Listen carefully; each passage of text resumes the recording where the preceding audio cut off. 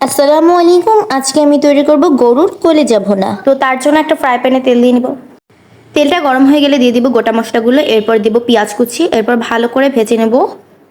ভাজা হয়ে গেলে দিয়ে দিব আদা বাটা,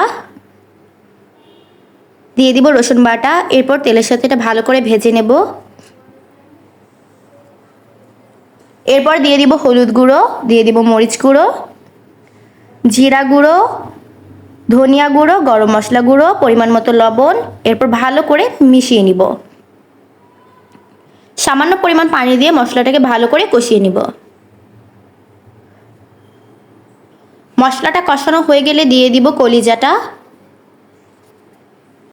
এরপর ভালো করে মিশিয়ে নিব। মিশানো হয়ে গেলে একটা ঢাকনা দিয়ে কিছুক্ষণের জন্য ঢেকে দিব।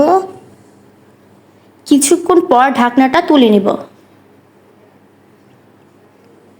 এরপর একটু নেড়ে নিব। আবারও কিছুক্ষণের জন্য ঢেকে দিব। কিছুক্ষণ পর তুলে নিব ঢাকনাটাকে। এরপর আবার একটু নেড়ে নিব। এরপর পরিমাণ মতো পানি দিয়ে নিব। পানি দেওয়া হয়ে গেলে মিশিয়ে নিব। এইভাবে কিছুক্ষণ ঢেকে রেখে নিব। কিছুক্ষণ পর ঢাকনা তুলে নিব।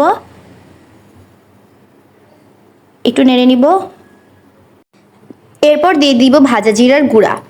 আমার এটা কিন্তু হয়ে গিয়েছে। ব্যাস তৈরি হয়ে গেল গরুর কলিজা ভুনা। তো ভিডিওটা কেমন লাগলো অবশ্যই কমেন্টে জানাবেন। আল্লাহ হাফিজ।